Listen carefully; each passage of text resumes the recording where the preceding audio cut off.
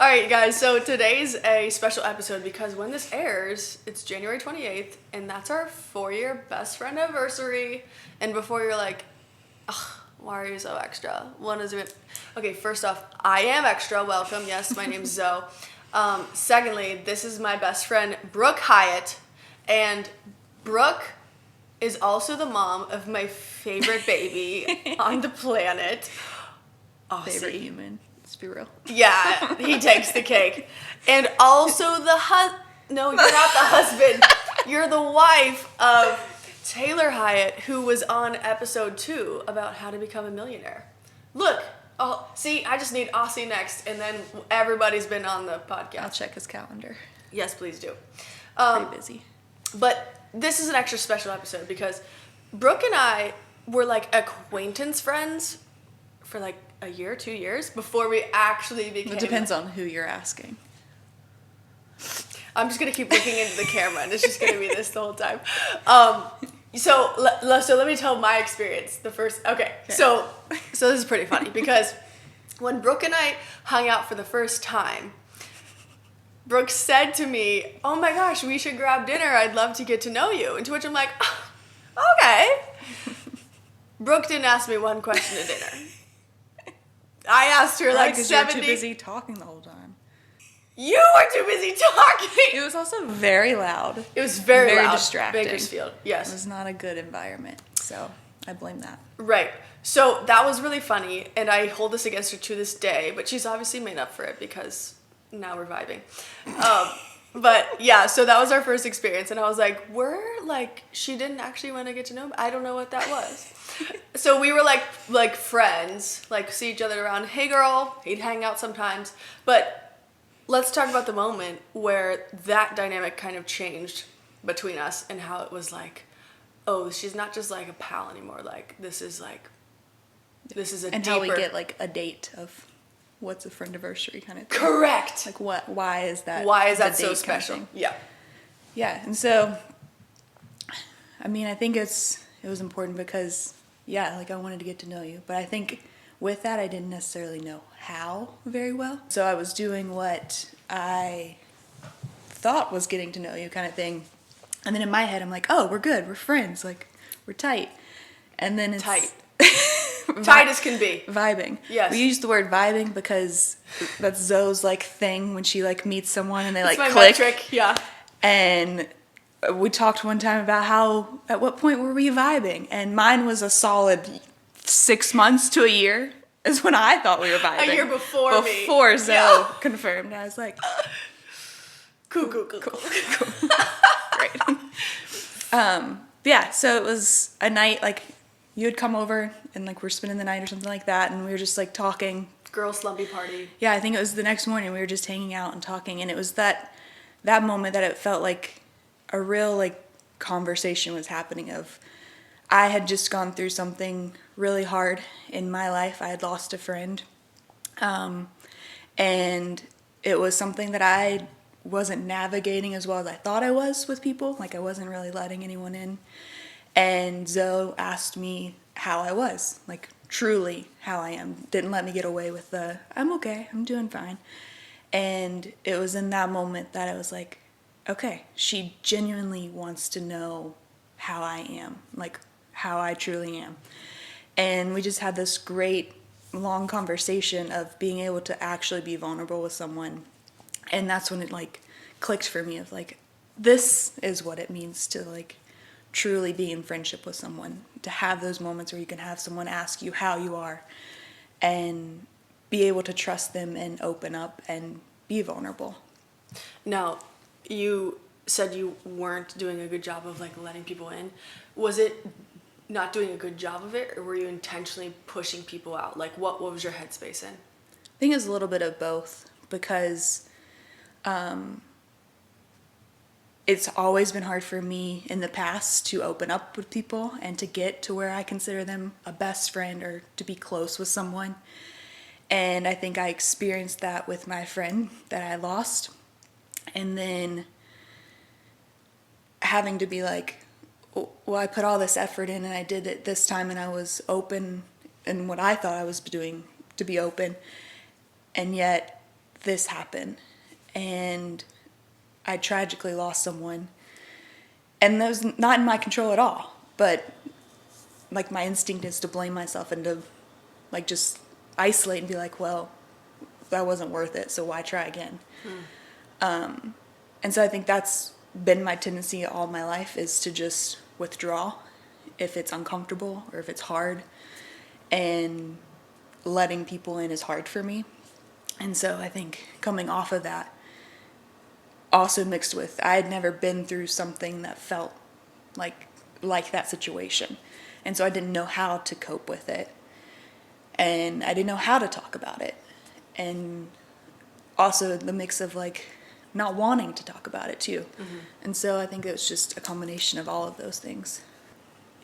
You talked about like letting people in, and so you're gonna find out pretty quickly in this conversation, Brooke and I are very opposite in a ton of ways, and I'm not like that. I'm just like, anybody who wants in, come on in. It's a party for everybody. It's like, yeah. So here's my question for you, Brooke. For people that, I mean, it's not even categorized as like trust issues. It's like, why are some people apprehensive about letting people in? What do you think is a main concern when it comes to people that are introverts like you, who are just like, I'm not sure about people? And it's like guard up first instead of guard up only after something happens. I think it's the once you let someone in, or like once you share, like you can't take it back. It's like it's there, and that can just feel like scary almost, because it can be like, all right, if I'm feeling this way, or like this is who I am, and it's all in here, then like it's safe. Like I don't have to worry about what other people think, or getting hurt, or having to trust someone. But then all it does is just isolate yourself and leaves you wondering like, why do I feel lonely? Like, why do I feel like I don't have a best friend, kind of thing? And those are places that I've found myself in the past.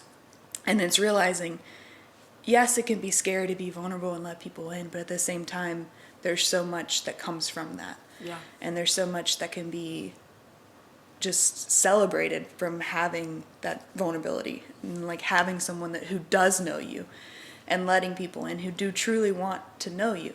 And I think it's just important to be able to trust and be open with people. So how do you know if someone is trustworthy before ever trusting them with anything? I feel like I've always been a good judge of character from like trusting like my intuition with people and stuff like that. So I think that's part of it, of seeing someone and being like, okay, they seem like a genuinely like good person, and someone who actually cares about people, and in particular like cares in this situation. And I feel like you can tell in conversations if someone is actually wanting to hear you and know you, or if they just are going through the motions, kind of thing. How can you unpack that? What that looks like? I think it's like actively listening, and like the questions that are asked, and not just, like I said, you didn't let me get away with being like, I'm fine, I'm okay.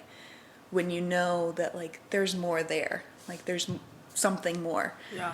And being able to like ask that, and then I think just that in itself was like, oh, okay, this person like actually wants to know more, to where I feel like sometimes you can be in a conversation and someone can ask the question and it feels like they're just checking the boxes of, oh, I checked in, or I like asked, like I'm sure you're fine, kind of thing. Yeah, and you know, you brought up that I literally asked such a simple question, which was, how are you? But it taught me so much in that moment too, because I didn't just say, how are you? I said, how are you? You know, and like tone is so important in those things, because I feel like if nothing else, people can pick up on that and sniff out disingenuine from like actual genuine want to be there for somebody else. What is a great friend in your mind? What does that look like? And has your definition changed throughout the past couple years? I think for me, a great friend is someone who, like, I feel like I'm repeating myself, but someone who like wants to know me. And something that I value a lot is being heard, because that's something I struggle with sharing, how I feel or my opinions or the simplest things, but to feel like someone's invested in my life and wants to know my life and do life with me kind of thing, not just checking in or seeing how you are here or there. It's we walk through life together, whatever that looks like, and someone that is there whenever you have good times and you can celebrate, and also there in the hard times and whenever life's not so easy, but is there in the same way of just by your side. Not someone to try and just like fix everything or like doesn't have to make everything better, but just is there to walk alongside with you, and someone that you can trust. And that's something that sometimes you have trust right away, and sometimes it takes developing that friendship even more to see if it is someone that you can trust. And because there are going to be times where you're going to think you have this great friend and that you have found someone and that you can trust them, and something might happen, and it can be something that you can bounce back from and your friendship can be better for, or it might be something that you realize that friendship's not going where you want it to go kind of thing, and that's okay too. And so I think just what I value most is just someone that wants to know me and be involved in my life and let me be involved in their life as well, and whatever that looks like, and cheering them on and championing them on in all aspects of life. Now, when you're talking about coming to a point where you're like, maybe it's not that. So are you talking about like a broken trust, or what would be a metric where you're like, I'm not sure about this after all? Is it like people not communicating the same way? Just, can you unpack that for me? Yeah, I think it can be multiple things. I think a big one would be like broken trust, like being lied to, or just feeling like you've trusted someone with something and like they've told someone else, or whatever that looks like. I feel like that's hard with women in particular. Like, I feel like it's hard to not gossip in certain situations and stuff like that, and I feel like that can seep into things. And I think sometimes it can just be like your personalities just don't like mesh over time all the time. Or like you said, the communication, like you just like multiple times of it just not being on the same page kind of thing. It can be like, maybe this isn't going to be like my best friend. It doesn't mean like they're not going to be a friend or someone in your life kind of thing. Yeah. So as you're talking, I'm thinking of how differently you and I communicate. So Brooke is the kind of person that if you don't ask her, she's not going to tell you. So I was just supposed to randomly ask you, how was your lunch today? I know you had pizza. How was it? And she's like, yeah. And I'm like, what? But then on the other hand, I'm like, you don't need to cue me in. I'll just tell you everything about my life. And so that's something we had to understand. And so I wonder for you, I don't know if it was for me or not, but like, well, I know at some points, but it was a point of frustration because we're just like, we are not communicating well. But that's one layer to this.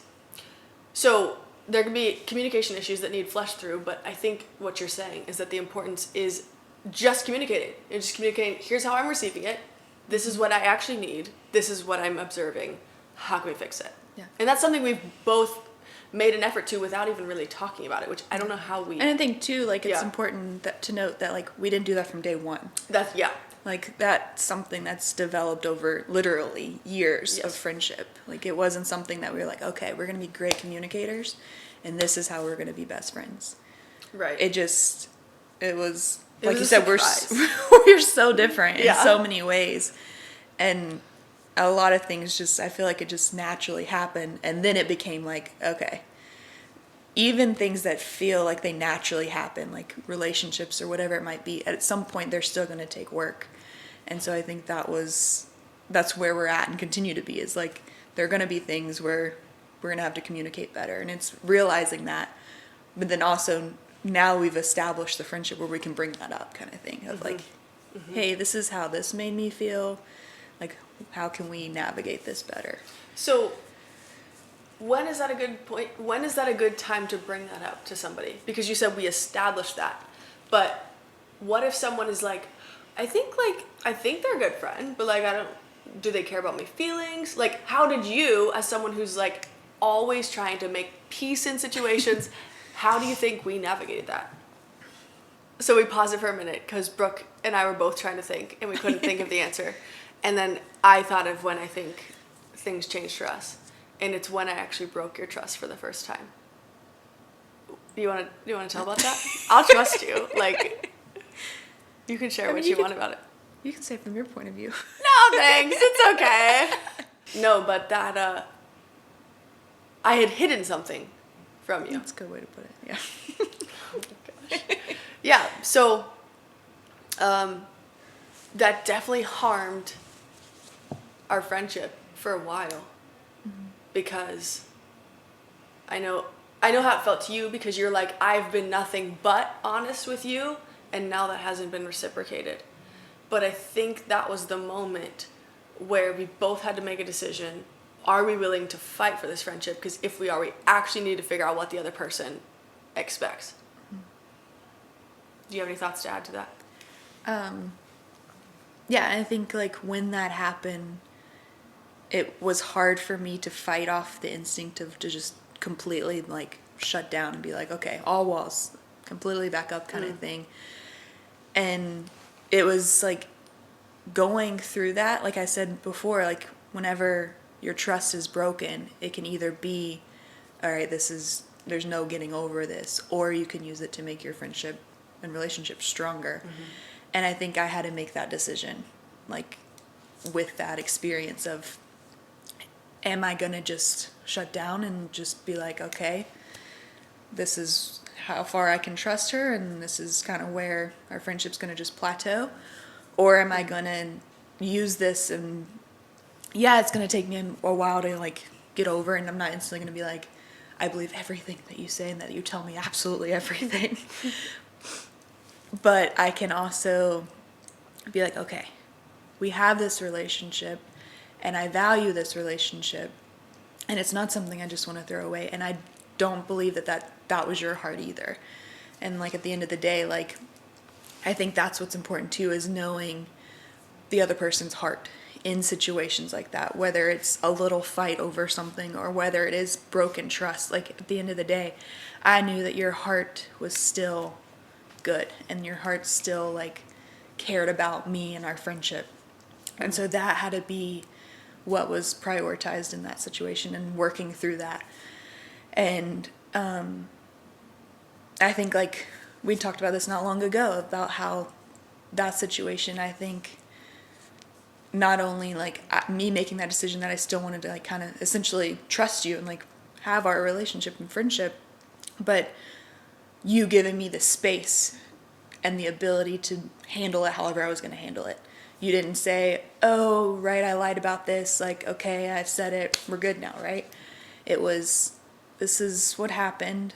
And you just, I don't even know if it was like vocalized, but it was, I felt like I had the space to handle it the way that I needed to handle it, or like process it the way I needed to process it. And then we were able to move forward kind of thing.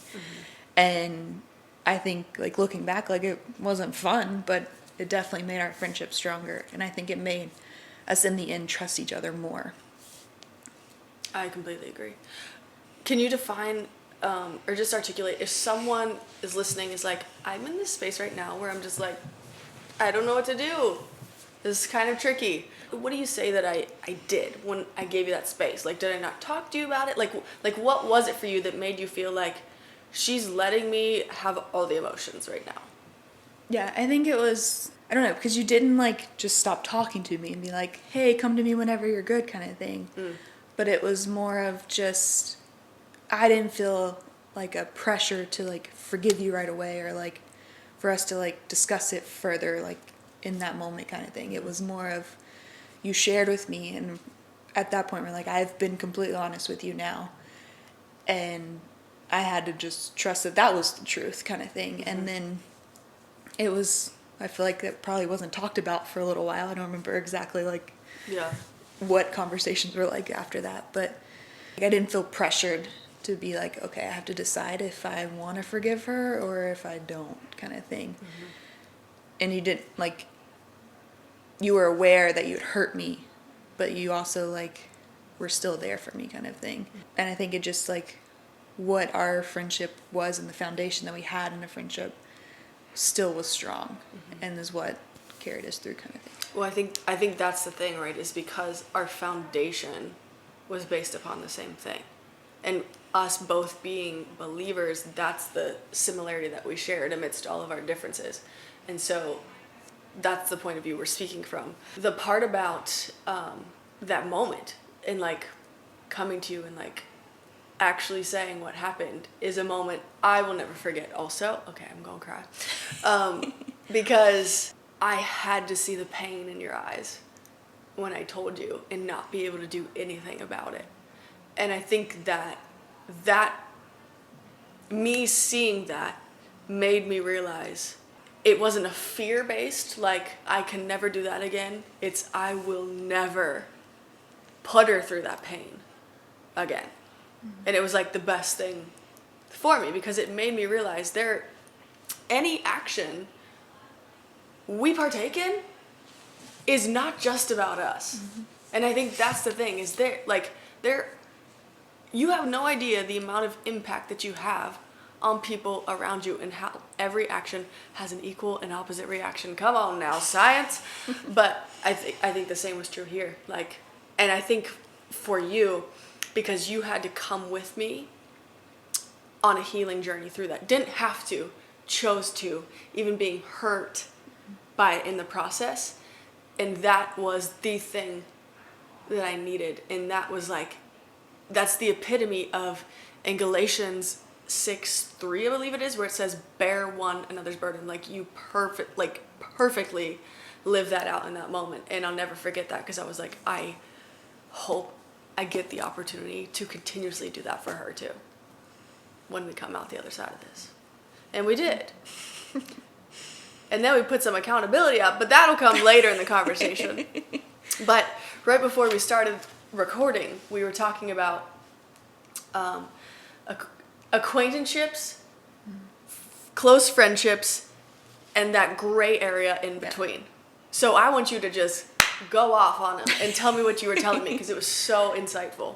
Yeah, we were talking about how there are people that we know and people that like you hear it all the time that feel like they either feel like they don't have a lot of good friends or they have friends but they don't really have anyone that they're confiding in or that they can trust and what that looks like. And it's like, why do people feel that way? Like what is happening here? Because it's like you meet people and you become acquaintances and whatever that looks like, whether you work together, go to church together, school, whatever it looks like your lives are crossing. And then from there, like those can progress into friendships. But I also feel like there's like this in between, like you were saying, of like, I feel like there's not a word to describe it, but there's a phase in between like acquaintance and like solid friendship. Yeah.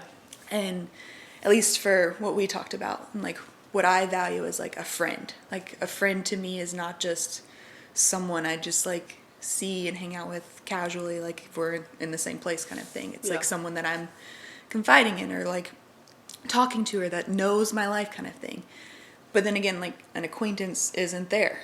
And I think like what we were saying is that people get stuck in that either acquaintance or in between is they think they have these friends, but at the end of the day, they either are just friends that they're partying with or just hanging out with because it's easy, convenient, whatever that looks like, fill in the blank. Just some sort of companionship. Yeah. Just on They're call. like, we're existing together. Yeah. We're friends. Yeah. But then at the end of the day, are those people showing up whenever you go through something hard or you've had a bad day or you just need someone to talk to kind of thing and actually talk to, not just small talk kind of thing. And I think that's where the disconnect is a lot of people have the hangout people and like who you think are your friends, and not so many people have solid friends. So when it comes to it, it's like, why do I still feel lonely? Why do I feel like I don't have people? Even if you're surrounded by a lot of people. And I think it's because we don't ever cross the threshold of like being vulnerable with someone. I think that's what like tips you over into being friends. And like we talked about, that's what made us go from like just hanging out, friends kind of thing, to like, okay, this person's We like, friends. this person's solid kind of thing. Yeah. And it was that moment of vulnerability. And that's what made me think, it's like, are these people who are saying they feel like they don't have friends, or they have friends but aren't great friends kind of thing, are they having those moments of vulnerability? And whatever they might look like. Like, it doesn't have to be a huge step of vulnerability. It's just, could be simple as like opening up and telling someone how you are truly doing, or letting someone in the smallest way. And I feel like we don't do that very often. And I know for me, like, most of my life I lived in that area of just, I had people and like would hang out and like this and that, but I wasn't sharing my life with anyone. I wasn't letting people in. And I think that's where the problem is that people are just staying in that comfortable place of just, oh, I have people, but I'm not really letting people truly in. So here's the thing. It's not actually comfortable then, is it? Because at the end of the day, you're like, I'm not so sure. That was good, Brooke. That was a great way to articulate that. And, you know, as you're saying this, I'm getting that visual picture of like the Wild Western movies where like two guys come out and they're like about to draw. And that's how people treat like vulnerability. Well, like, they better say something first because I'm not going to say something, you know? And it's just like, there's a risk in anything where your heart has to be on the line. So is that worth the risk?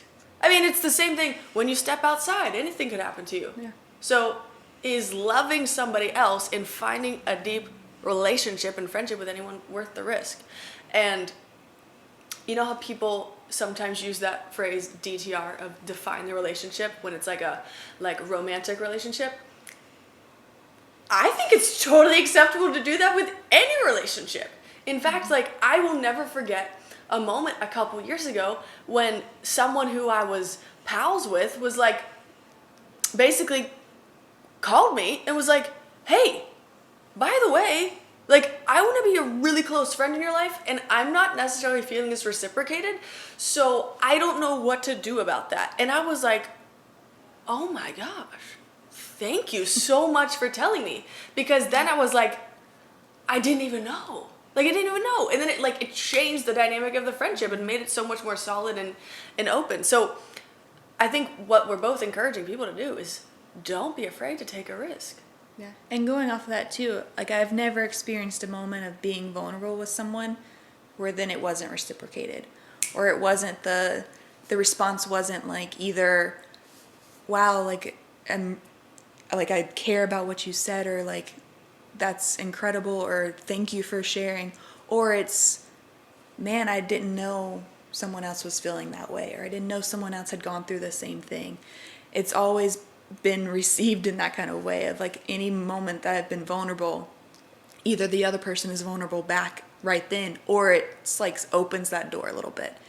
And it's like, oh, if this person can be vulnerable, then I can. I think that's one thing too that really helped our relationship start. So true, yeah. Is because, like Zoe said, she's an open book, and like, whenever you meet her, it's like she will tell you her literal whole life story. If you want. And like all the details. Like, you don't just get the cliff notes, you get the full, like, thick novel. Well, not the first time because you didn't let me talk, but it's fine. Right. Anyways, so like, for me, it was like, wow, like, that's very rare, I feel like, to see in people, for them to just right off the bat, like, I don't even know you yet, but like, here's what I've been through, like, here's my life, like, I'm just gonna be open and vulnerable. And so for me, like, how I responded to that was, oh, well, if you're being vulnerable, then like, I can too. And I think that's what led up to like opening that door for me of, okay, she's been vulnerable with all this stuff without me like having to like pry. I can like return that kind of thing. And I think that's what is important with vulnerability. Yes, it feels risky and scary sometimes, but also like, it helps other people feel like they can be vulnerable too. And that's what we're missing. Yeah, and it opens the door for trust. Yeah. Like, that's what you felt, is you're like, oh, she trusts me. Yeah.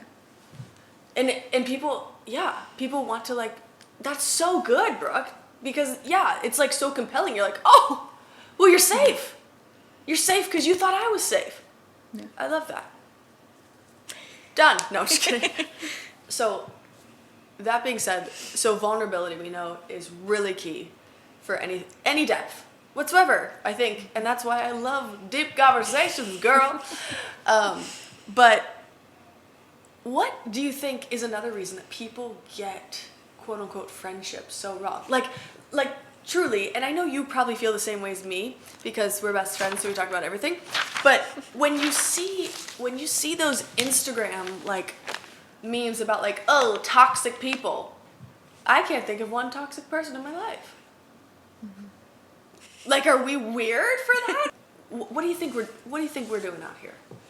I think that too goes back to like people living in that like comfort area of like, and not knowing what true friendship could be. I think that's where like you let the toxic people in because it's like those are the people who are just naturally around you.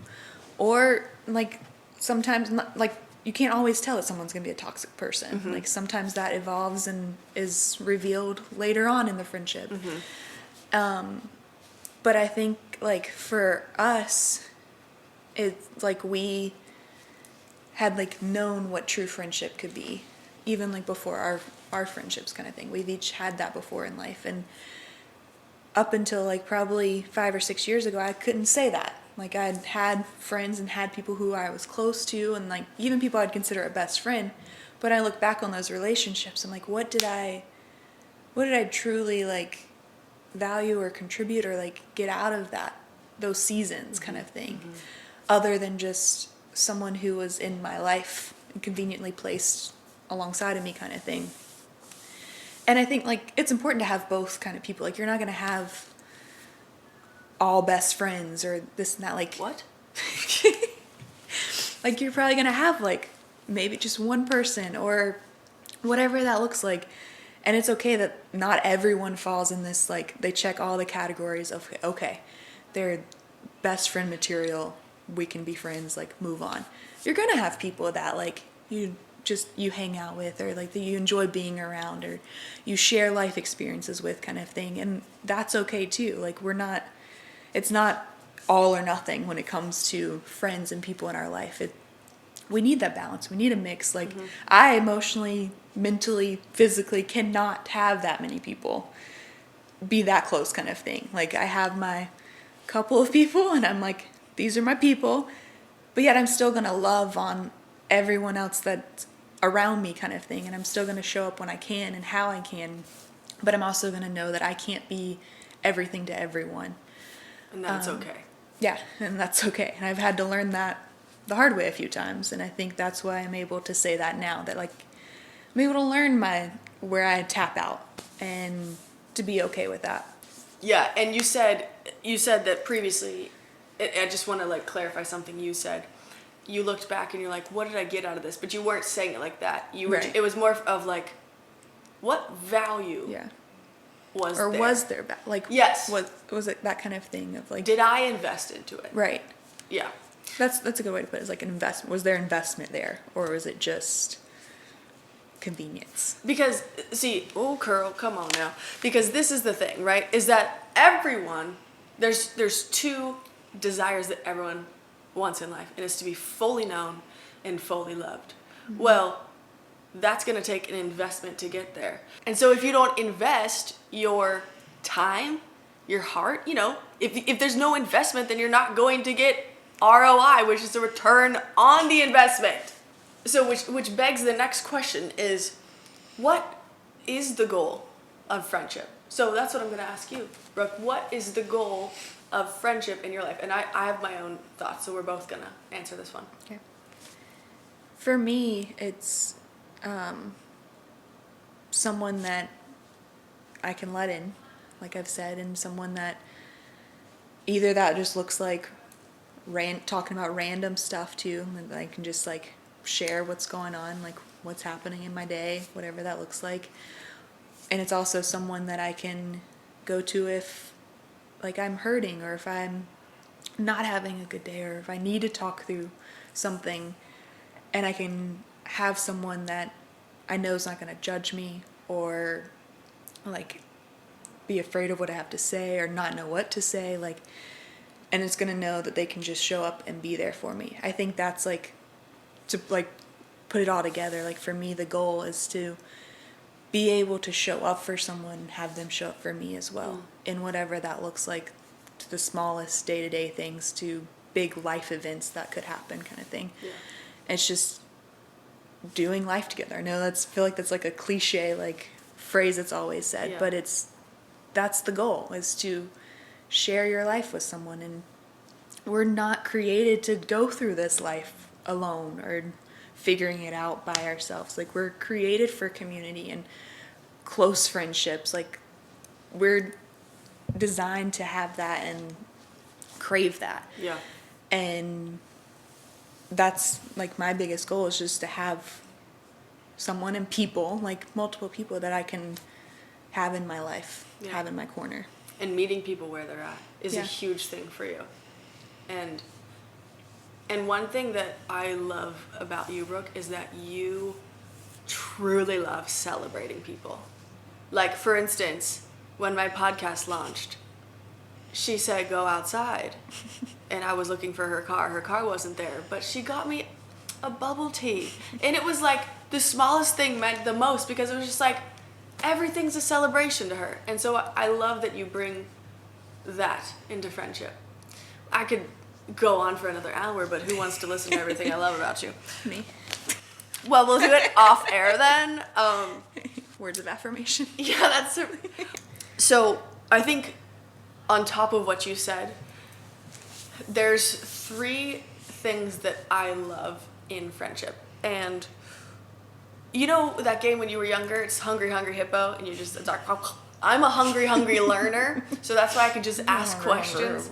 I'm hungry in general, but also a hungry learner. And I just love finding out things about people, like no matter how big or small, like what's your favorite ice cream flavor, to like what's your love language, you know, and like everything else, and what's your biggest passion. So I think that, and I so desire growth, which means I have to find a core group of people who can see my blind spots that I'm not aware of and be like, hey, want to let you know this is here.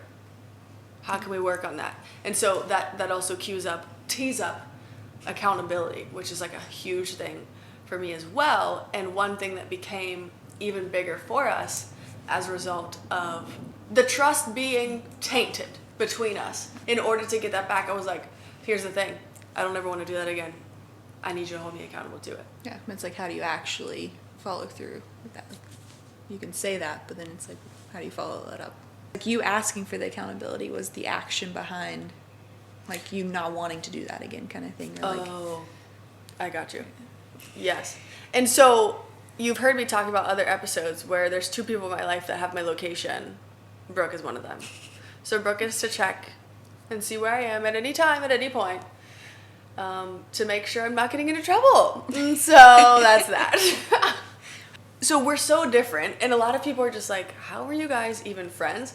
Because we don't even have that many similar interests, which I think makes this a very dynamic friendship between us, because what we had to do really was we had to cut through all the like nonsensical stuff and really just find each other's heart. So I love that you said like you knew my heart, because sometimes I think that you know my heart better than I know myself. Like, I'm like, I don't know about that. And you're like, I do. And I was like, how can you know? And she's like, because I'm your best friend.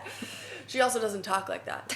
In my mind, she does. She's like hype like me all the time. But no, she's just chill and peaceful. It's also important to note that coming into this talk, I said, I need the Brooke that I know, not the Southern charm Brooke that everybody thinks they know. I need the real unfiltered one. So that's who came tonight. Although you're kind of filtered still. I don't know what Bloopers. I don't know what you're talking about. See? Do you see this attitude she pulls?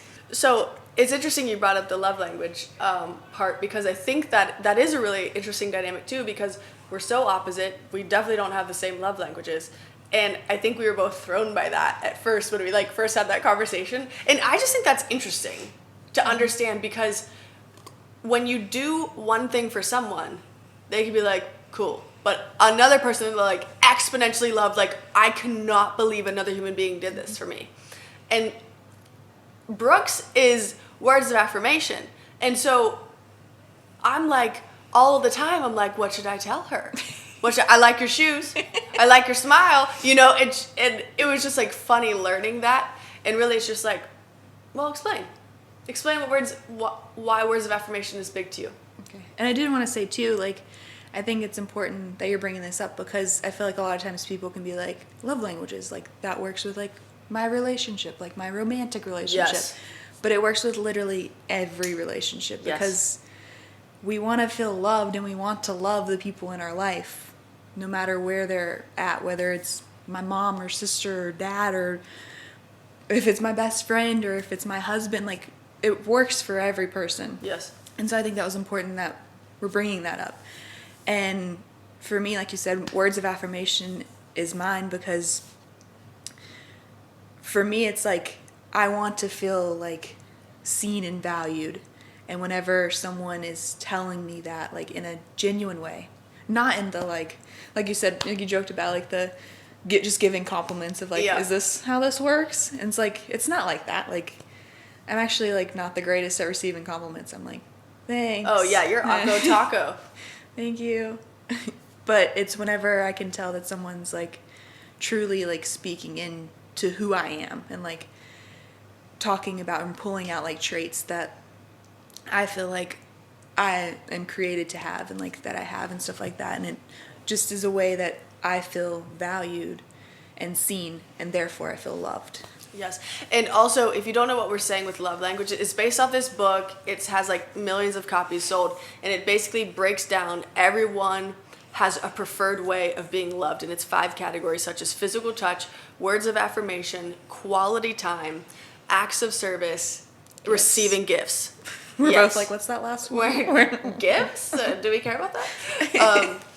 Yeah, but so it's really interesting once you find what that is for another person, because it really unlocks a deeper level. And they have like quizzes you can do. Like, yes, you can literally go on and do like lovelanguage.com. They have it for like friendships and for romantic. Yes. And did you know they actually have a book about workplace love languages too? I know, I thought that was so cool. Anyways, back on track. I actually, whenever I have a really good conversation with someone and their love language comes up, I actually put it in the notes of my phone, what their preferred love language is, and then I like refer back to it. If I'm just like, man, I know that they're having a time right now. Like, what can I do for them? We talked about having the same foundation, but like who we are is so different from another person. And why I value that so much is because, I mean, I've been hearing about this a ton, but the whole echo chamber thing that's happening, like on social media, like you're only hearing, like the algorithms are literally curating stuff that they know you would only like. So you're only hearing one side of the coin, you know? And I don't like that, because I want to make sure that I'm actually seeing people for who they are, not from my certain lens. So I think our friendship is really cool because of that. I just think we're cool, you know? Yeah. I mean, duh. Brooke, you're really good at friendship. Like, you are. You're a fantastic friend to me, and you are such a amazing listener, which is a good thing we should bring up too, because I know you touched on it briefly, but it makes a difference in a person's life when you are looking someone in the eyes and you don't have your phone around you.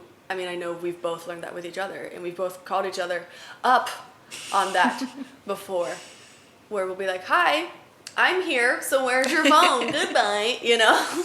I'll flush it down the toilet if you want. No, Aussie would threaten that at this point. But what encouragement would you give to someone who doesn't have their person right now, and how they can break through that barrier? I feel like that's hard, because when you're in that, like, it can either feel like maybe I'm not meant to have like a person, and not everyone does. Like, no one's to say that you're gonna have like one best friend kind of thing. Sure. But I think when it comes to that, it's like you can only control what you can control, like what you can do kind of thing. And That's a whole word right there. what that looks like is, are you like putting yourself in a position to where you can meet friends or like grow closer with someone? Like, are you, I know it's hard in the world right now, but like, are you meeting people, like hanging out with people? Are you like trying to share your life, or are you just going day by day, like living your life, doing whatever and not letting anyone in, but then wondering why you don't have people surrounding you kind of thing?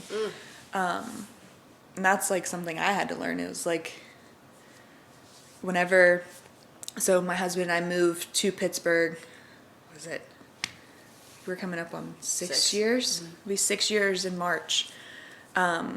And whenever like we made the decision to move, we knew no one here, 0 people. And I've hinted at, like my entire life, I've been more reserved and like less likely to put myself out there and like really dive into relationships.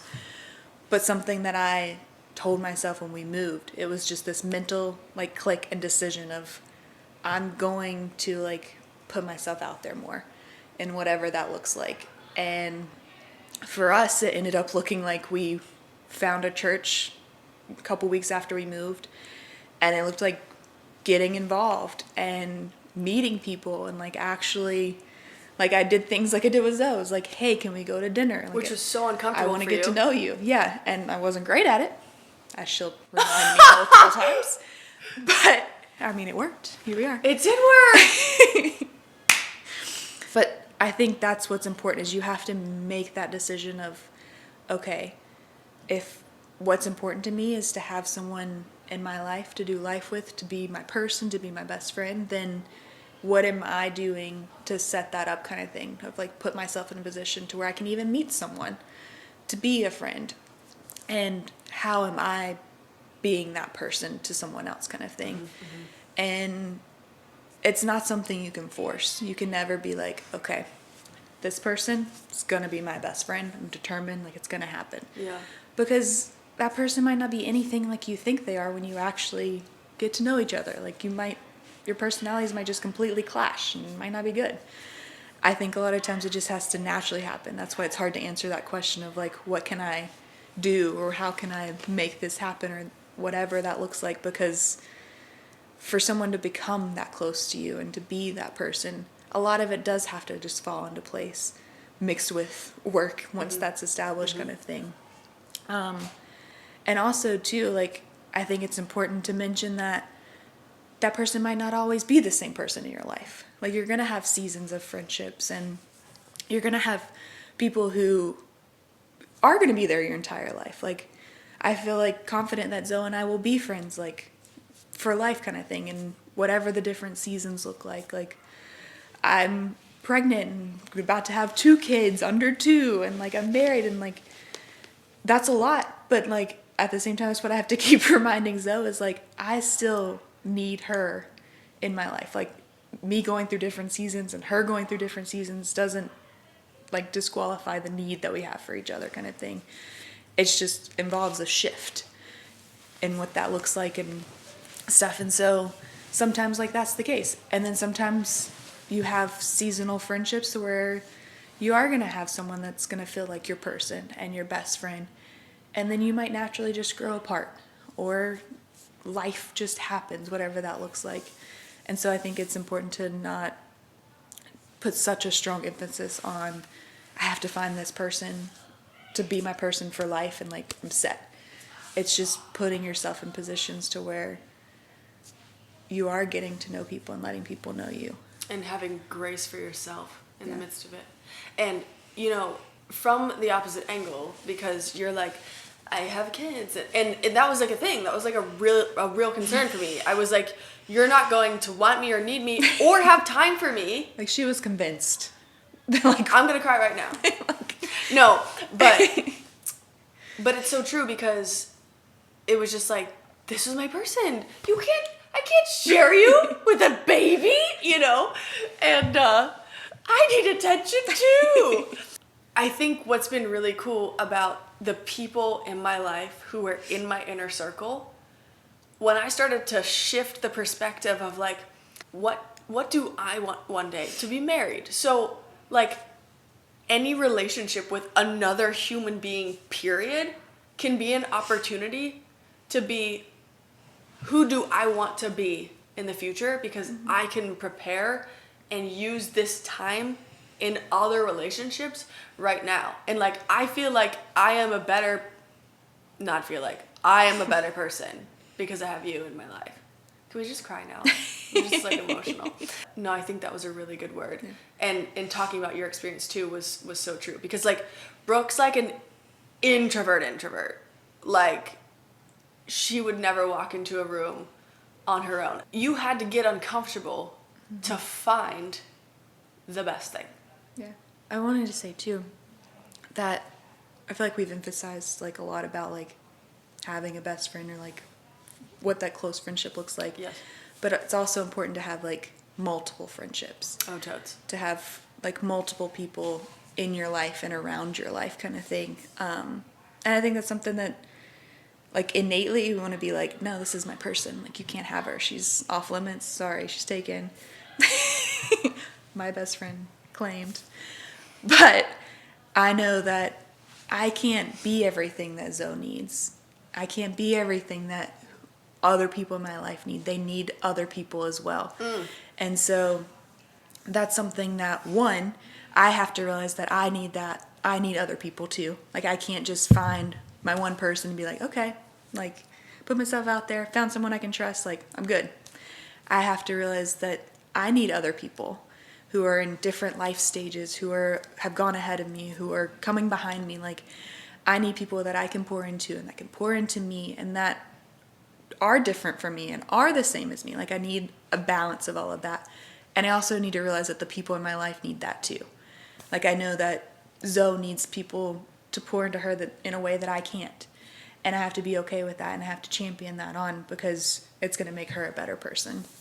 And in the end, like that's going to make me better too. I'm able to see like other people be able to like pour into her in ways that I can't. And the same with other people in my life. But that's so true because it brings that whole aspect of community back and how you know, like the parts of the body, like it talks about in the Bible and also like, what's the verse about? Myriad of wise counsel. Like you need a different array of voices in your life. I mean, why did Jesus have 12 instead of 1? Come on now. I think that's a great way to end it. What do you think now? Is it good? Did you have any questions you wanted to ask me? You're like, nope, don't care. It's fine. You know what I think we're actually going to name this episode? How to Find an Intentional Friend. So accidentally.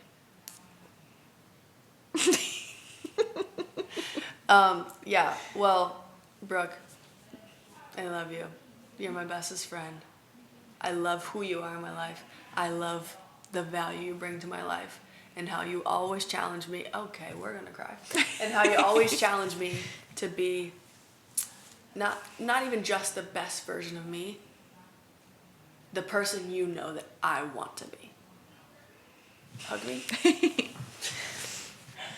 Well, I sure hope you guys enjoyed that conversation with my best friend. And before we go any further, if you want to give her a follow or just tell her in the DMs she's fabulous, you can find her at Brooke Hiott on Instagram. So let's hit some of the takeaways. Number 1, I loved when she used the phrase, know the other person's heart, because this is actually a phrase the two of us use in our friendship. If there is ever a dispute between us, we always say, well, I know your heart. But you have to really know someone to be able to trust that their intentions are to never hurt you. So I love that she brought that up. Number 2, when we talked about staying in the comfort zone is actually quite uncomfortable when it comes to confronting where we're at and realizing, oh man, I haven't let people in and I need to change that. So sometimes the most comforting thing you can do is get out of your comfort zone in those situations to make the best steps you can for better friendships moving forward. Number 3, vulnerability unlocks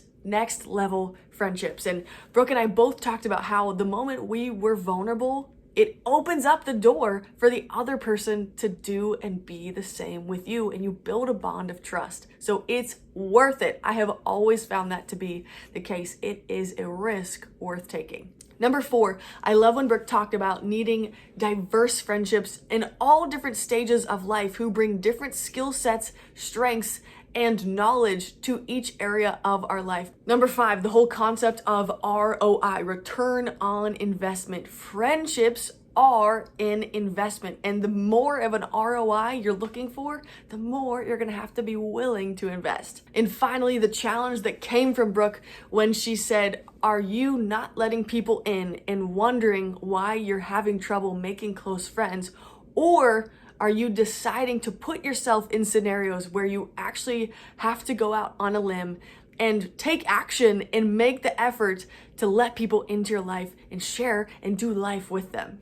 Well, I love that conversation, and I love talking to my best friend.